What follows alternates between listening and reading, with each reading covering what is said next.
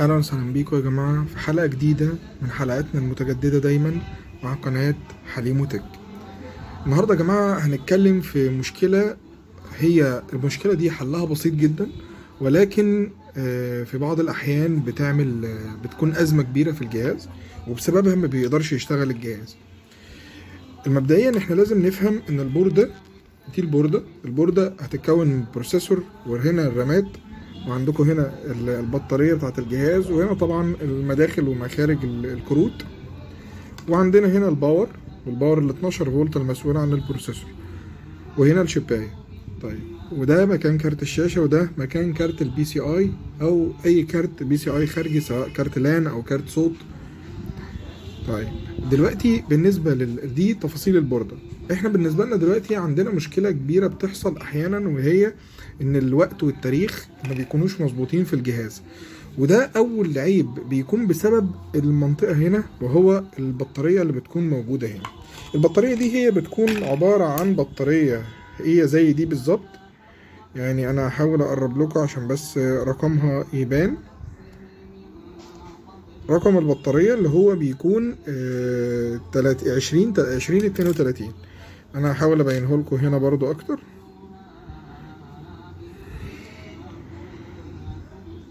رقم بطارية البوردة اللي هو 2032، هو باين هنا على الحجر من فوق اهو. تمام، هنا اهو 2032. ده الرقم دوت.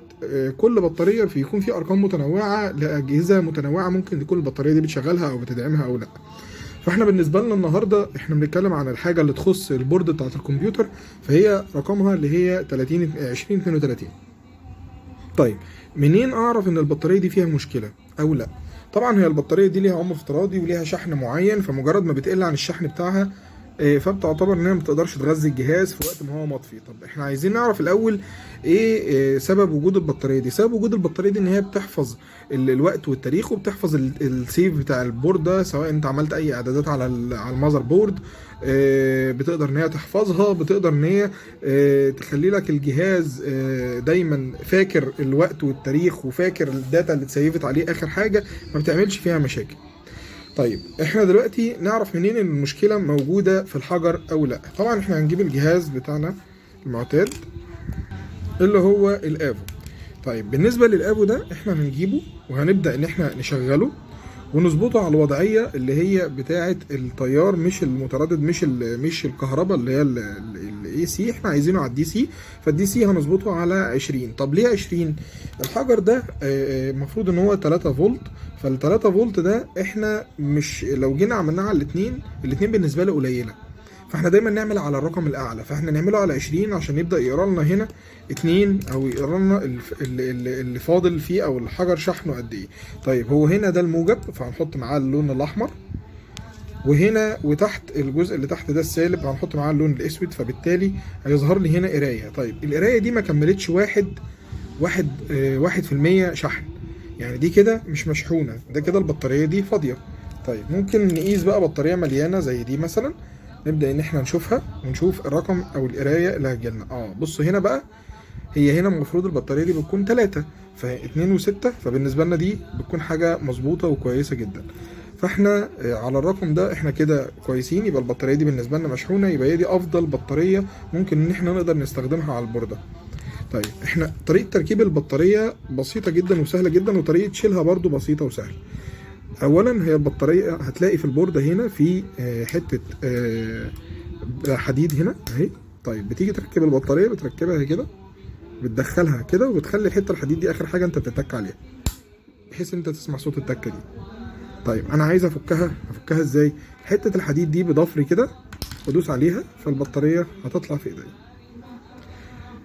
دي المشكله الاساسيه اللي كانت بتظهر بسبب الوقت والتاريخ او التسييفات بالنسبه للبورد. وطبعا المشكله دي هتلاقوها بتظهر كتير جدا في اجهزه الاستيراد، الاجهزه الاتش بي او الديل او اي جهاز استيراد، فهي هتكون المشكله دي هي السبب في حل مشاكل كتير قوي، هو البطاريه. وهي دي اكتر حاجه بتقدر تحل المشاكل اللي موجوده في الجهاز. هتلاقي في بعض الاجهزه الاستيراد الجهاز ما بيفتحش، جهاز ما عندك جايب شاشه سوداء، مش راضي يقوم، حافظ تسييفات غلط او حافظ تسييفات على مود ما كانش الجهاز شغال فيه. فبالتالي افضل حل بالنسبه لنا ان احنا بنفصل البطاريه عن الجهاز لمده لا تقل عن 5 دقائق، وبنرجع نشغله مرة تانية، وبنتأكد طبعا تفريغ شحنات. ده برضه هبقى اوريه لكم فيديو تاني بالتفصيل عن لو جهاز موجود معايا جهاز استيراد سواء اتش بي او ديل، وهوريكم برضو المشكلة اللي بتحصل فيه ايه وازاي نقدر نتغلب عليها ونحلها برضو بواسطة الحجر. بس الحجر هو اللي بيحل معانا بعض او نسبة 50% في الاجهزة الاستيراد.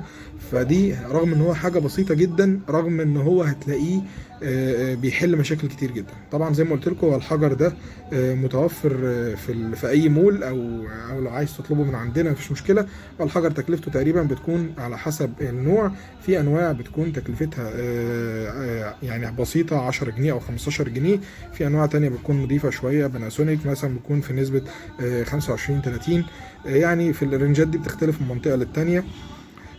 طبعا كل ما كان الحجر نظيف او نوع نظيف او ماركة نظيفة فبيبقى افضل معانا وبيعيش فترة اطول. طيب انا كده شرحت لكم النهارده موضوع الحجر والمشاكل اللي هو ممكن يأثر على البوردة. كان معكم المهندس احمد من قناة حليمو تك.